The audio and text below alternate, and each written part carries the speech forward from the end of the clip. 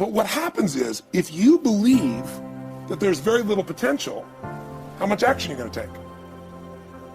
Nothing, little. And when you take little potential with a little action, what kind of results do you get? Lousy little results. And when you get little results, what does that do to your belief? You go, see, I told you this was a waste of time, told you this wouldn't work. And then what happens? You tap even less potential, you take even less action, you get even worse results, and your belief gets even weaker. And this sucker feeds on itself until you are in a downward spiral. It's poisonous. It's poisonous and it's self-fulfilling. Now, what if something could happen that could come along and fill you with a sense of absolute certainty? Not like I believe, but where you know. In you guys' case, mine as well, we knew because we had to. Because we burned the boats. There was no other option. We had to find a way. We weren't going to live that way. We all did it in different ways and for different reasons, but in essence, that was it. If you get yourself in a state of certainty that this is going to work, I'm going to find the way, and if this doesn't work, I will make the way, then you tap a lot more potential. And when you're certain in your potential, you take massive action. When you take massive action, you really believe in something, you get great results. When you get great results, your brain goes, see, I told you I was a stud. I told you this thing would work out. Now you're even stronger. You tap more potential, take greater action, greater results. That's how you went from $300 in a week to $2,500 in 5 days to $100,000 in a month to $1 million in a day. Same thing with you. And we get momentum. That's why the rich get richer and the poor get poorer. Think about planning as creating. Whenever I think about planning, I'm creating something. And you create things with both your vision and your language, and then your action. But your vision and your language will shape how you feel, which will shape what you do or don't do. So this is the part that takes more time in the beginning, takes longer, but it's so much faster, because once you know the patterns of what move you, you just use that and boom, it's like knowing the light switch to turn yourself on and rock and roll. And the reason is I'm not into pump up. I'm not into just enthusiasm. I do believe in energy, and we're going to create that here if you're up for it, because without energy, you're not going to follow through on anything. You can attend everything you've heard here, and I'm sure you've learned from some great speakers, but the vast majority of people will never apply it. That's why I'm here. Because knowledge is not power. Knowledge is potential power. Knowledge is trumped every day by execution. And if you really want to change your life, you can't let the learning you have here lead to knowledge or become an idiot. You got to let your learning lead to action, and then you can become wealthy financially, mentally, emotionally, spiritually, and everything else. So that's going to be my focus with you here. And part of why I'm able to talk about this is because this is my 39th year doing this. I started when I was 3, obviously. Well, if you go into the kitchen to cook a dish, and the very first thing you get is a recipe, and you follow the recipe, and you work with the recipe, eventually you'll master that dish. Once you've mastered it and made it a few times, you can make the dish over and over again, and you'll remember the recipe. You don't have to keep going back to the recipe book. Now, if somebody says, boy, that's really delicious, you don't say, well, it's a miracle, like something out of voodoo. No, you just followed a proven recipe that had been worked out by people before you. And that's basically the secret of success. If you want to be successful in starting a business, then you study what people have learned, and everything that people have learned they've written down or shared in seminars or put onto audio programs is I learned this from a very wise man named Kopmeyer, who spent more than 50 years studying success. And he had developed more than 1,000 success principles that he had derived out of something like 6,000 books. And when I met him, I asked him the question you would ask. Of all these 1,000 principles, because I had studied it all, which is the most important principle of all? And he said, Brian, he said, it's simple. He said, use proven success methods. He said, learn from the experts. He said, Brian, you'll never live long enough to learn it all for yourself. So what I find is that successful people are those who learn from others who've gone before them. Unsuccessful people try to make it all up, like a cook going into the kitchen, taking ingredients out of the cupboards, throwing them all in a bowl, and wondering why it doesn't taste good. This is why people's sales careers, why 80% of salespeople are functioning well below their potential. Only 20% make all the money. Why 20% of businesses in any industry make all the profits. Why 20% of the professionals in any service make 80% of the money, and so on, is because they follow proven success principles, proven recipes, proven formulas, proven combinations. And they just do them over and over again until they master them. Then they can do more and more of them, faster and faster, easier and easier, at a higher level of quality. And all that translates into greater results. When you're afraid of something, you have to master it. That's how you start to overcome it. So what I realized, when I get to that point where I want to quit, everybody, they get to the point where they want to quit. This is what happens. The mind tells you, let's go home. Let's take a warm shower. Let's get some food. This is not right. This is that.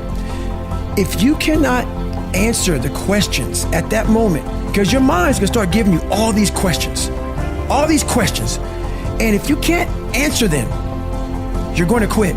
What I realized when I was going through Buds, Ranger School, all this 100-mile race, 200-mile races, pull-up records, my mind would come creeping in. Like when I was doing 4,030 pull-ups at 2,000 pull-ups and my hands were ripped open, my mind said, look, brother, we've done all these other things. You've proven yourself. You're good. If I didn't have the answer to respond to my mind and say why I'm here, why I'm doing this, you will always lose that fight. You have to have the response to what your mind is going to tell you. And another thing about that is self-talk. A lot of people have like these big four on mental toughness. All that's just crap about self-talk, visualization. It's true. But the thing about self-talk and all these things, they ask me, what do you think about when you're on mile 100 of a 205-mile run? What are you thinking about when you realize you've run for 24 hours and you have 24 more hours to run and you have another 105 miles? What goes through your mind? What do you say to yourself? I want to know. A lot of people think self-talk works. It does, but it doesn't work without the suffering before your mind starts saying we need self-talk. So what I tell myself is I go back to the months and years of preparation to get to that day. And I'm telling myself, the 3:30 in the morning, and I'm looking at my shoes and I want to go out there and run 30 miles. I have to, in that second, in that moment of this self-talk, my mind saying, you got to find more, you got to find more. I once again calm down, go back into my mind, in my cookie jar, I call it, and I have to reflect back on the shit I did to get here. And that becomes my self-talk. Self-talk does not work unless it is real. Most of us lie to ourselves in the self-talk. It doesn't work. It has to be real. It has to be something that you've done to make it really work. The easiest thing I've done was to get out from under the labels and to live the life that I live. The most difficult thing I've ever done was to believe that I can do it. What's the difference? The difference is that when you don't know what's impacting you, and it's something that's holding you down and you're not aware of it. The great anthropologist Margaret Mead was in a restaurant in London, and a guy was serving her and said, there's several Americans here tonight. And she said, is that right? Yes. Let me know when you serve the dessert. I'll tell you exactly how many are here. He said, oh, you couldn't possibly. And so he came back and said, okay, I've done it. And she got up and she walked around and she came back and she said, there are around 25 here. And he looked at the roster. How did you know that? Say, in America, we eat differently from you when we eat a dessert. You eat it from the crust toward the tip. We eat it from the tip toward the crust. When you eat a slice of pie, how do you eat yours? Definitely, yeah, from the tip back to the crust, for sure. Yeah, okay, and so there are things that when you, in my situation, when you live in a dominant culture that is designed to destroy your sense of self and your belief in yourself, and you have to learn ways in which you can begin to connect with this power that you have within yourself to handle where you are.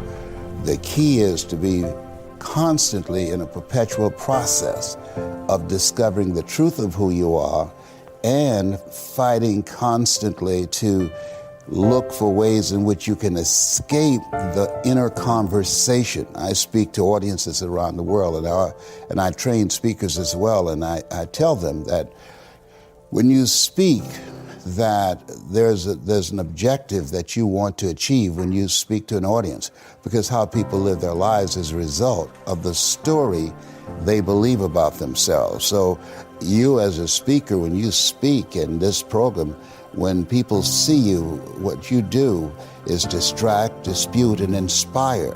You distract people from their current story with your guests and the questions that you ask. through the process of the ongoing questioning and the way in which they respond and the things they have learned, you dismantle their current belief system and inspire them to create a new chapter with their lives. And so, but that's an ongoing process of constantly interrupting that conversation, what psychologists call your self-explanatory style, because life is going to beat up on you in so many ways, and many things, they come back, negative thoughts and how you feel about yourself, they don't die. They come back once you stop doing the maintenance work on your mind, listening to motivational messages, going to seminars and workshops, spending time quietly listening to the still small voice within. Who am I really? Is this really me? Am I giving my best? Am I just reflecting what's around me? Because all of these various things affect how we show up in life. And so having a strategy to continuously find ourselves reaching higher. Robert Schuller had a book, it's not very popular, but I loved it. It's called Peak to Peak, U-P-E-A-K to P-E-E-K, because you're constantly reaching higher to find out and discover your better self.